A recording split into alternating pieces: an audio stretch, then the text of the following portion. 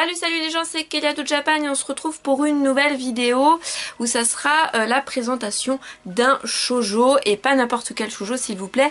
C'est le manga de... Alors le nouveau shoujo de Yosaki Saka qui s'appelle Love Beloved et Leave Be Left. Voilà, on peut pas faire plus long comme titre de manga, mais bon c'est pas grave, on lui en veut pas parce que c'est un très bon manga. On parlera juste après. Donc c'est une série pour le moment qui est toujours en cours au Japon avec 5 tomes si je ne me trompe pas. Chez nous avons 3 tomes de sortie.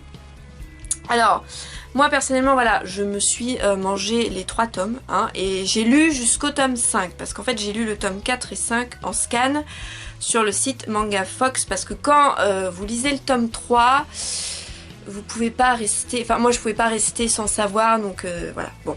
Bref, je vais vous montrer les couvertures qui sont quand même super belles, moi j'aime beaucoup. Voilà, et c'est un coup de cœur. Déjà tout de suite, je vous le dis, c'est un coup de cœur ce shoujo. Donc le tome 2 qui est ma couverture préférée, et c'est mon couple préféré là qu'on voit. Voilà, j'adore. Elle a vraiment coup de crayon cet auteur, c'est... Voilà, et le tome 3, ici... Et voilà, au niveau de l'histoire, donc on va suivre ces deux jeunes filles. Alors ici nous avons la petite Yuna et ici nous avons sa meilleure amie. Alors pour moi c'est sa meilleure amie, hein. Elles vont se rencontrer de façon assez sympa dans le manga, enfin d'une façon assez originale. Et donc là nous avons Akari. Donc en fait ces deux jeunes filles sont opposées dans tous les sens du terme. Ce que je veux dire par là, c'est que elles ont franchement pas du tout le même caractère et pas du tout la même vision des choses, surtout au niveau de l'amour. Mais malgré tout, elles vont devenir de très bonnes amies, voire meilleures amies. Et donc leurs rencontres se font de façon, voilà, parce qu'en fait Yuna va faire sa première année de lycée, donc elle va pas rencontrer Akari la première fois au lycée, elle va la rencontrer avant. Je raconte pas leur rencontre parce que voilà, c'est un peu insignifiant, enfin on s'en fout quoi, c'est pas le plus important.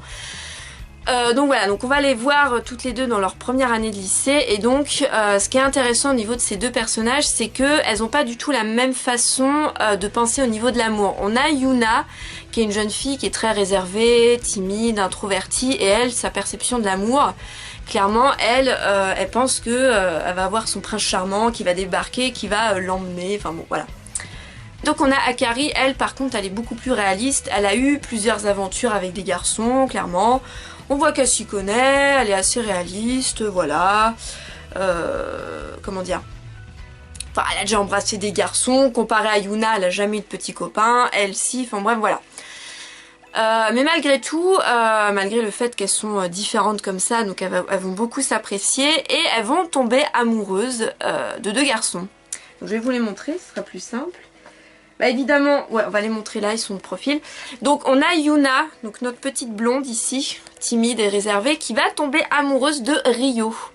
Alors Ryo, c'est le type de gars, le canon du lycée, qui clairement ne s'intéresse qu'à des filles très jolies, hein, des canons, bah il s'en cache pas, hein.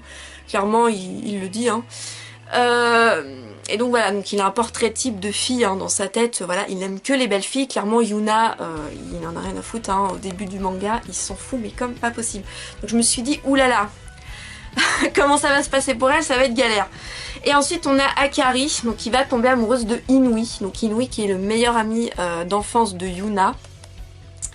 Et donc en fait Inui c'est le genre de gars, moi j'aime bien, c'est le genre de personnage que j'aime beaucoup, qui est gentil, qui est un petit peu naïf, faut se dire, mais qui est très sociable, qui est toujours à l'écoute des gens, si quelqu'un a un problème il est là, il l'écoute, il lui donne des conseils, mais toujours des conseils de façon subtile quoi, il est pas blessant, enfin voilà, c'est le genre de gars vraiment très sympa. Si là on les voit tous les quatre, voilà, ça sera plus simple. Donc on va suivre ces 4 personnages, donc ce carré amoureux. Et donc voilà, donc en gros voilà, je vais vous montrer, ce sera plus simple. Yuna elle va s'éprendre de Ryo et Akari elle va s'éprendre de Inui. Ce carré amoureux va y avoir énormément de quiproquos parce que c'est des personnages qui vont avoir des liens entre eux. Donc déjà Yuna, bah, Inui c'est son meilleur ami d'enfance. Alors ils n'ont pas du tout de sentiments amoureux, hein. Voilà. Au bout d'un moment Akari, bon non je vais spoiler, non je dis rien, c'est ça qui est dur, c'est que c'est dur de pas trop en dire parce que sinon on spoil. Bon bref, voilà, ils vont avoir un lien parce qu'elles, donc elles vont être meilleures amies. Eux, ils vont aussi être très bons amis. Et puis donc il va y avoir un lien entre eux, donc c'est ça qui est vraiment très sympa. Et puis, comme je disais, il va y avoir énormément de quiproquos. Alors ça fait toute la base du manga. Ce que je veux dire par là, c'est que machin pense que truc est amoureux de bidule, mais bidule pense que machin est amoureux de... Enfin, c'est que ça. Et nous, on est là, t'es en tant que lecteur, tu te dis non mais non, t'as envie d'intervenir, tu te dis mais non, crois pas ça parce que truc, mais bah non. Voilà, c'est ce qui fait un petit peu la force de ce manga. Et franchement, j'ai adoré quoi. J'ai franchement dévoré les 3 tomes. Personnellement, voilà, c'est un avis très subjectif, mais je le trouve meilleur que Blue Spring Ride et Strawberry. Alors j'ai lu Blue Spring Ride et Strawberry, j'ai les 2 mangas. Mais celui-là, je le trouve vraiment meilleur au niveau des relations des personnages. Et puis, personnellement, voilà, moi je me suis beaucoup remise en question au niveau de la perception de l'amour. Et forcément, avec 4 personnages, ces 4 personnages sont très différents les uns des autres. Ils ont tous chacun leur personnalité à eux. Et forcément, vous allez plus ou moins vous retrouver au niveau de leur caractère. Moi, personnellement, je me suis retrouvée un petit peu avec Yuna. Parce qu'elle est un petit peu réservée, voilà, assez timide. Moi, voilà, j'étais comme ça quand j'étais... au collège, au lycée, voilà. Et puis bon, alors par contre, sa perception de l'amour, je suis pas du tout d'accord au niveau du prince charmant.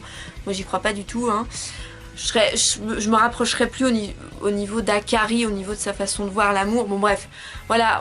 Personnellement, voilà, je me suis posé des questions. Et puis, Yosaki Saka, elle a ce talent de vous mettre en haleine quand vous finissez un tome. Vous avez qu'une seule envie, c'est d'entamer le prochain pour savoir surtout la fin du tome 3. La fin du tome 3. Voilà, c'est Yosaki Saka quoi. Personnellement, moi, il fallait absolument que je sache la suite quoi. Je pouvais pas rester comme ça à me dire non, fallait que je sache, voilà, c'était pas possible. Donc voilà, non franchement, c'est un coup de cœur pour moi ce manga, j'ai adoré le lien entre tous ces personnages. Alors forcément, on sait comment ça va se terminer, c'est très prévisible, on sait très bien qui va finir avec qui, mais c'est pas ça le plus intéressant, je trouve. Le plus intéressant, c'est vraiment tout, c'est l'évolution des relations des personnages. Et comme je le disais, mon couple préféré, c'est eux deux. Et ce que j'aime bien, c'est que elle, Yuna, c'est une jeune fille qui est réservée, toute mignonne, voilà, qui est un peu transparente, quoi, faut le dire. Et Rio, c'est le beau gosse du lycée, le gars il s'intéresse pas du tout à elle. Je me suis dit mais comment elle va faire? Ça va durer 20 tomes jusqu'à ce que le gars la repère. Donc bon, j'ai trouvé ça intéressant, je me dis comment elle va faire. Bon bref. Donc voilà, alors maintenant je vais vous parler des points positifs et négatifs. Parce que je vais pas m'étaler plus parce que sinon je vais vraiment spoiler, c'est pas ce que j'ai envie de faire. Donc au niveau des points positifs, je dirais que c'est un manga... Enfin, ce qui est vraiment intéressant, bon, j'en ai parlé un petit peu avant, c'est vraiment la relation des personnages entre eux et puis le fait que voilà, ils ont tous les 4 une personnalité vraiment différente, donc forcément on va se retrouver plus ou moins dans tel ou tel personnage. Le fait aussi qu'on suive 2 couples. Alors ça, c'est la première fois que je vois ça dans un shoujo, personnellement, dans tous les shoujos que j'ai lus, c'est la première fois qu'on suit 2 couples en même temps. Et ce que j'aime bien, c'est que forcément, sur un des 2 couples, vous allez avoir un que vous allez préférer que l'autre. Enfin, moi, personnellement, j'ai une préférence pour eux deux, même si j'aime beaucoup l'autre couple aussi. Mais voilà, j'ai vraiment envie de voir le final de 2. Et ce qui est bien, c'est qu'elle va pas laisser un couple sur le côté et plus se centrer sur un autre couple. Non, elle va vraiment, Yosaki Saka va vraiment faire avancer les 2 couples en même temps. Donc c'est pas frustrant. C'est ça qui est bien, c'est que tu te dis pas, ah non, elle a laissé Yuna et Rio de côté, là j'en ai marre, Akari et Inui, je m'en fous, ça fait chier. Non, elle va avancer en même temps. S'il y a un événement important qui va se passer entre deux, et bah quelques pages après, un chapitre après, un événement important va se passer dans l'autre couple. Donc c'est ça qui est bien, ils vont avancer en même temps. Alors après bon, ça peut être un point négatif parce qu'on se dit ouais bon, ils avancent en même temps, bon il n'y a rien de surprenant parce que tu te dis bon, il s'est passé quelque chose avec ce couple là, forcément tu vas savoir que dans l'autre couple il va se passer quelque chose. Ça peut être un point négatif aussi, mais moi personnellement j'ai bien aimé de voir l'évolution en même temps. Voilà, c'est ce que j'ai vraiment... moi j'aime bien, ça me dérange pas. Autre point négatif, les dessins de la mangaka, je pense que ce n'est plus à démontrer. Voilà, elle a toujours un aussi beau coup de crayon. Il n'y a pas photo, je vous remonte des images. Voilà, c'est beau. c'est beau, il n'y a pas photo. Alors je vais vous en montrer d'autres. Voilà, donc là on a Rio par exemple, ici. Qui lui va évoluer, hein, ce personnage-là, j'aime bien. Au début je l'aimais pas trop parce que c'est pas... Voilà, c'est pas le genre de personnage que j'apprécie beaucoup, mais il va changer et ça j'aime bien. Alors je vais vous montrer ça, parce que j'aime bien. Et ensuite dans les négatifs, alors ça a été très dur de trouver des points négatifs. Et puis c'est un point négatif, c'est très subjectif. Ce que je veux dire par là, c'est que Yosaki Saka, on voit clairement, elle gère très bien le sujet, quoi. On voit qu'elle est totalement à l'aise avec son manga. Enfin, ce que je veux dire par là, c'est qu'elle tient très bien les ficelles de son manga, voire trop bien. Et il y a des situations, forcément, ça m'a fait penser un petit peu à Blue Spring Ride. Je me suis dit, ah bah tiens, il va se passer, cet événement se passe, je me dis, bah tiens, ça me fait penser à Blue Spring Ride. Ouais, bon, c'est du déjà vu, mais c'est pas gênant parce que ça rajoute un petit peu de piment à l'histoire, mais voilà, on voit qu'elle gère bien son truc. C'est même trop bien orchestré parce que même si c'est un carré amoureux, il y a plein de quiproquos, c'est assez bordélique, mine de rien, c'est assez bordélique parce qu'il y a plein de choses qui se passent. Je vous disais, machin pense que truc, pense que bidule est amoureux de truc. Mais malgré tout, voilà, on voit, on sent qu'Yosaki Saka, ça reste ordonné, quoi. On voit qu'à... Enfin, je sais pas, moi je le perçois comme ça, tu te dis, bon, là, ils vont se mettre ensemble, c'est obligé. Ah non, paf, Yosaki Saka, pouf, elle te met un élément perturbateur. Tac, tu te dis, mais non, mais pourquoi là, il y avait l'occasion, pourquoi tu veux le mettre? Il sert à rien, cet élément perturbateur. Et bon, voilà, enfin, voilà, je trouve que c'est trop... Voilà, ça serait bien que Yosaki Saka des fois prenne un petit détour, voilà, qu'elle reste pas sur ses acquis, quoi, en quelque sorte, mais voilà, c'est pas gênant parce que ça reste très très bon et voilà, ce serait juste le seul point négatif que je lui donnerais à ce manga, c'est que voilà, on sent qu'elle le gère très très bien son shoujo, voire même trop. On a l'impression qu'elle s'assoit un petit peu sur ses acquis, mais voilà, c'est pas très grave, c'est très subjectif, malgré tout, j'adore, y a aucun problème de ce côté-là. Alors je sais pas si on m'a trop, si j'ai été très claire au niveau de ce point négatif, enfin bref. Voilà, j'essaye d'expliquer comme je peux avec mes mots. Donc voilà, donc si je devais lui donner une note à ce shoujo, ça serait un 9 sur 10. Pourquoi je l'ai expliqué au niveau des points positifs et négatifs. Voilà, et puis pour moi c'est un coup de cœur, personnellement c'est vraiment un gros coup de cœur. Moi généralement un coup de cœur, je l'ai pas dès le premier tome, c'est très rare. Alors ça m'est arrivé avec Perfect World, mais généralement il faut que je lise au moins 3 tomes pour vraiment me dire j'adore, je surkiffe. Parce que vraiment le premier tome de ce manga, je trouve qu'il est très introductif. Elle vous présente les personnages, leur façon de penser, leur personnalité, voilà. Je trouve que tu rentres pas encore assez bien dans le manga avec le premier tome. Mais à partir du tome 2, 3, alors là j'ai adoré le tome 4 et 5. Alors le tome 4 et 5 j'ai adoré. J'ai lu quelques scans du tome 6 parce que tout n'est pas sorti. Alors là je me suis dit j'adore. Je veux la suite absolument.